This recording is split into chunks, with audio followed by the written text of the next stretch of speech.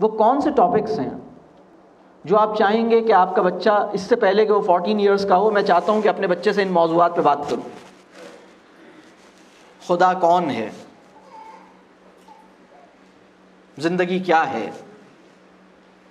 کامیابی کسے کہتے ہیں؟ خوشی کیا ہے؟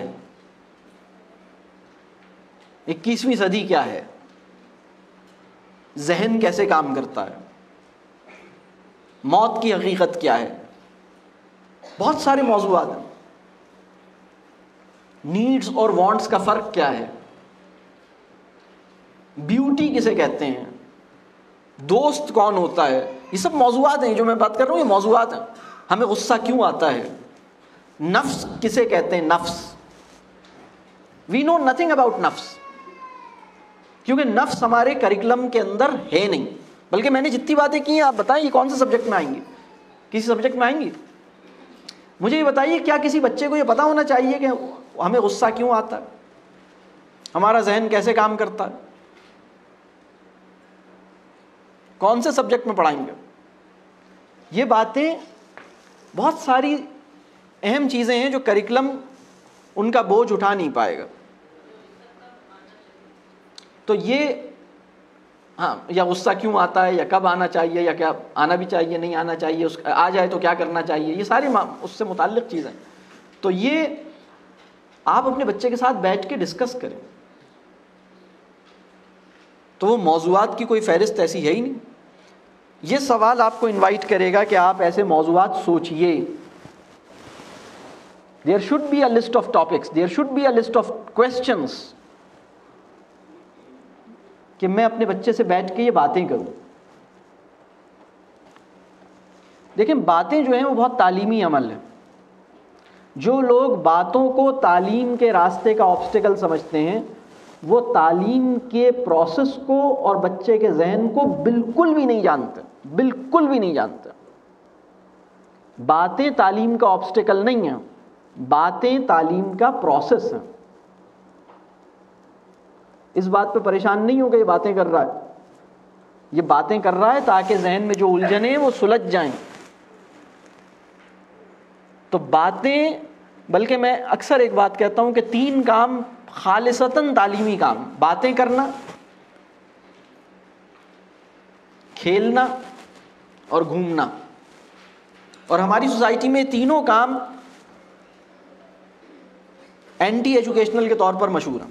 ہمیں لگتا ہے کہ یہ، بلکہ ہم کہتے ہیں باتیں کرتے رہو گے یا کچھ سیکھو گے.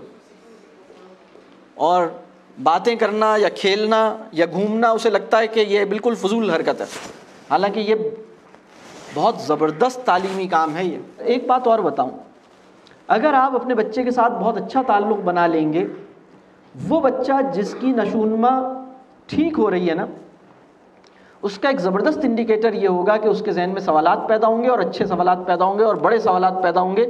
جن موضوعات اور سوالات کو ڈسکس کرنا ہے بچوں سے، وہ سوال آپ کے بچے کے ذہن میں خود پیدا ہونے لگے گا.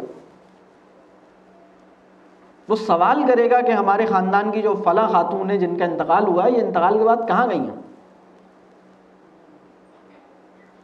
اور ہم وہاں کب جائیں گے، آپ کب جائیں گی؟ تو وہ ہم کہیں گے اللہ نہ کرے. اس کا ایک ہی جواب ہے، اللہ نہ کرے. تو ایسی بات منہ سے نہیں نکالو. تو یہ جواب نہیں ہے، یہ صحیح جواب نہیں. ڈیتھ کو ڈسکس کرنے کی ضرورت ہے، لائف کو ڈسکس کرنے کی ضرورت ہے. لائف کی میننگ فلنس اسی درجے پہ آپ ایکسپلور کر پائے ہیں جس درجے پہ آپ ڈیتھ کو ڈسکس کر سکے. ریممبرنس آف ڈیتھ اور ڈسکشن آن ڈیتھ لائف کی میننگ فلنس کو انیبل کرنے کا سب سے بڑا دروازہ ہے، سب سے بڑا ٹول ہے. جو انسان موت کے بارے میں بات نہیں کرنا چاہتا، موت کو یاد نہیں کرنا چاہتا، وہ اپنی زندگی کی معنویت کو کبھی اس کے لیے بہت دشوار ہے کہ وہ اپنی زندگی کی معنویت کو حاصل کر پائے. بات واضح ہو رہی ہے؟ لیکن مومن اور کافر میں جو بڑا فرق ہے وہ فرق سمجھنے کی ضرورت ہے. اور تکلیف کی بات یہ ہے کہ یہ فرق مسلمانوں کے ذہن میں بھی کھرچتا جا رہا ہے، اور وہ فرق بہت اہم ہے، اس کو سمجھنے کی ضرورت ہے۔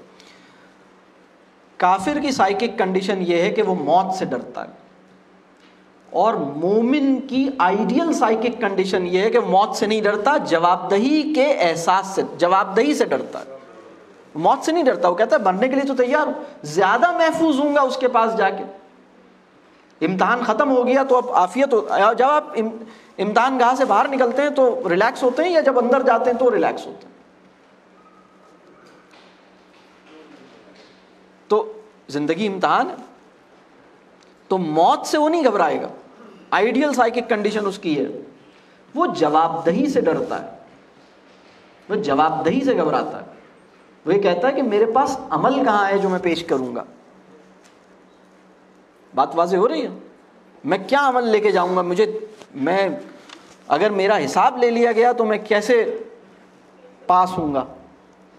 بات واضح؟ اس احساس سے کانپتا ہے، وہ موت سے نہیں ڈرتا، موت کو تو وہ ڈسکس کرتا ہے۔ تو خیر ان موضوعات کو آپ نے، یہ سب جو کویسچنز ہیں یہ پورے کام ہیں، یہ مطلب آپ کو ایک ایک کویسچن میں نظر آ رہا ہے کہ پوری دنیا ہے جس کے اوپر کام کرنا ہے، یہ آپ کو محسوس ہو رہا ہے؟